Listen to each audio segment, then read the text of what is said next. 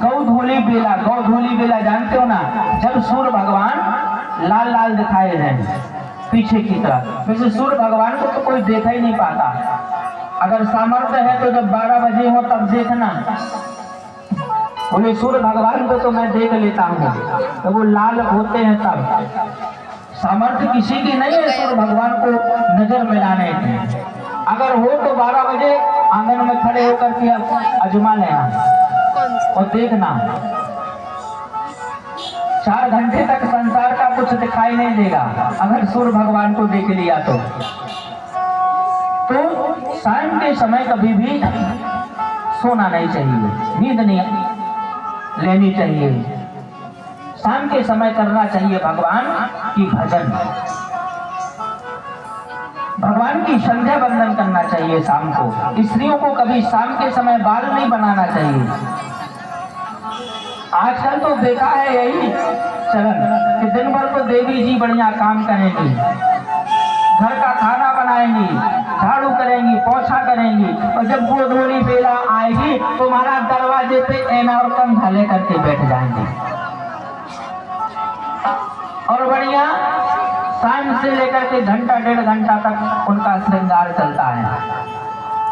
निवेदन करूंगा, अगर आपको, हाँ श्रृंगार स्त्री को करना चाहिए, बिना श्रृंगार के स्त्री भी नहीं रहना चाहिए। ये भी लिखा है कि अगर बिना श्रृंगार के, बिना बिंदी के, बिना मांग के जो स्त्री को देखता है तो चांडाल के समान उनका चेहरा माना जाता है। लेकिन संध्या वंदन करने के बाद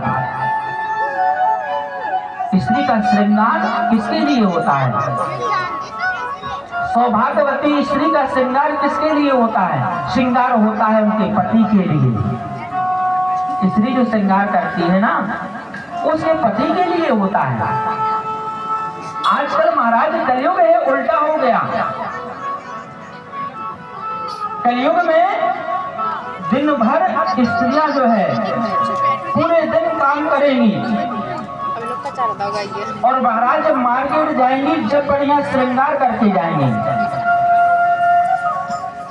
जब घूमने जाएंगी माताएं बहनें तब श्रृंगार करेंगी, घर में रहेंगी तो श्रृंगार नहीं करेंगी। जबकि स्त्री का श्रृंगार उसका पति होता है, पति के लिए श्रृंगार करना चाहिए, संसार के लिए नहीं। संसार से कोई मतलब नहीं रखना चाहिए। अब महाराज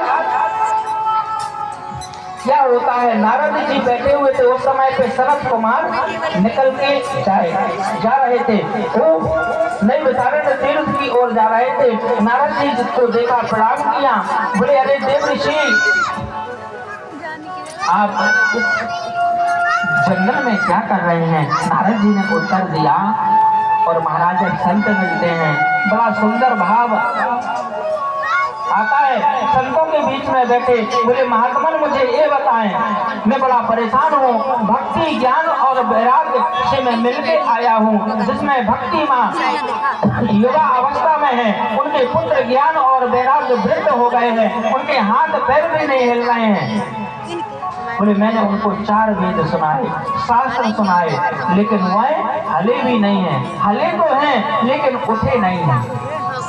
बोले आकाशवाणी हुई थी कि नारद इनको सदमार्ग की आवश्यकता है, अब मैं सदमार्ग को ढूंढ रहा हूँ। सौनकादिक मुनियों ने कहा नारद जी अब आपको सदमार्ग ढूंढने की आवश्यकता नहीं है, समझ लो सदमार्ग आपको मिल गया। बोले किसका नाम है सदमार्ग? कौन है सदमार्ग? बोले नारद जी किसी का नाम सदमार्ग नहीं है, सदमार्ग बताने वाला, बिगड़ी को बनाने वाला और कोई सदमार्ग नहीं है, भागवत महापुराणी सदमार्ग है। बोले ज्ञान और वैराग्य को ठीक करना है तो उनको भागवत महापुराण की कथा सुना दो, वह ठीक हो जाएंगे।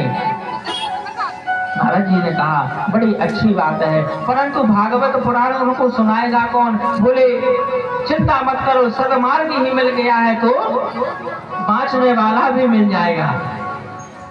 नारद जी ने हाथ जोड़ा, बोले सनकादिक मुनि आपसे बड़ा विद्वान कौन हो सकता है, आप ही सुनाए। बोले ठीक है। कितना बड़ा आनंद जरा सोचे, नारद जी जिस भागवत पुराण के आयोजक बने, आयोजक कौन बने? नारद जी।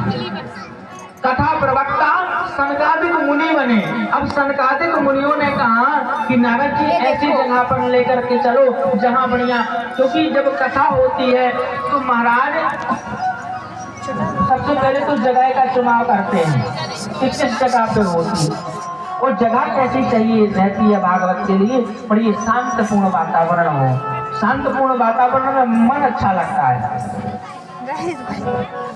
अब फिर कथा कौन करे? बोले महाराज कथा वो इंसान कर सकता है जिसकी बाड़ी में मिठास हो, जिसकी बाड़ी में मिठास हो वही कथा करेगा। तो सनकादिक मुनि को बुलाया, बोले आप कथा करें, मैं आयोजक बनूंगा। और जो सुख महाराज आयोजक बनने में है वो कथा प्रवक्ता होने में सुख नहीं है। आयोजक में क्या होता है? जो कथा का आयोजक होता है महाराज, उसको जितने भी भक्त आते हैं सबकी सेवा करने का अवसर मिलता है, सबको हाथ जोड़ करके खड़ा हो जाता है, आप इधर बैठ जाइए, आप इधर बैठ, सारी व्यवस्था बनाता है, प्रसाद बांटता है, तो सारा पुण्य आयोजक को प्राप्त होता है। कभी भी कथा में जाएं कुछ ना कुछ लेकर के जाएं, आप भी आयोजक बन जाएंगे। प्रसाद फूल अर्पित करके जाएं। अब सनकादिक मुनियों ने कहा महाराज मैं तो कथा करने के लिए तैयार हूं, लेकिन कहां से आयोजन कहां से होगा? नारद जी ने बोला सब होगा। नारद जी बोले सब होगा। मन में अगर मेरा भाव आ गया कि मैं भक्ति मैया का दुख दूर करना है, मुझे भागवत करना है, तो मैं करूंगा। बोले आप तैयार हो? वक्ता तैयार होकर के नई विशारद तीर्थ में जाकर के बैठ जाते हैं, सुंदर ऊंचा सिंहासन बना करके, और सनकादिक मुनि को बैठने के लिए स्थान जैसे ही दिया जाता है, जैसे ही कथा प्रारंभ होती है महाराज एक चमत्कार हुआ। पीछे से 88,000 ऋषि मुनि आ गए।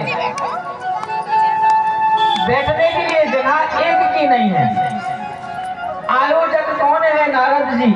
नारद जी के पास कुछ खाने पीने के लिए कुछ नहीं रहता, वो खुद 3 लोग 14 भुवन में बांटते हैं, जहां मिल जाता है वहां भोजन कर लेते हैं। अब विडंबना देखिए कि कथा को प्रारंभ की, सनकादिक मुनियों ने कथा वाचना प्रारंभ कर दिया। पीछे से 88,000 ऋषि मुनि अपना अपना कमंडल लेकर के आ गए हैं। सनकादिक मुनियों ने पीछे मुड़ करके देखा और नारद जी ने पीछे मुड़ करके देखा। बोले महाराज अब रक्षा करना।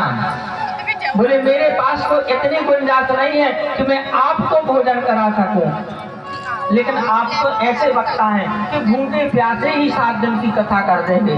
सनकादिक मुनि कोई साधारण नहीं थे महाराज, अगर उनकी आसन लग जाती थी, आसन तभी खुलती थी जब संपूर्ण भागवत कर दें। बोले चिंता आपकी नहीं है, चिंता उनकी है जो पीछे देखो वो 88,000, एक नहीं महाराज, एक संत नहीं आ रहा है, सप्तऋषि नहीं आ रहे हैं, 88,000 आ रहे हैं। बोले अब इनको कहा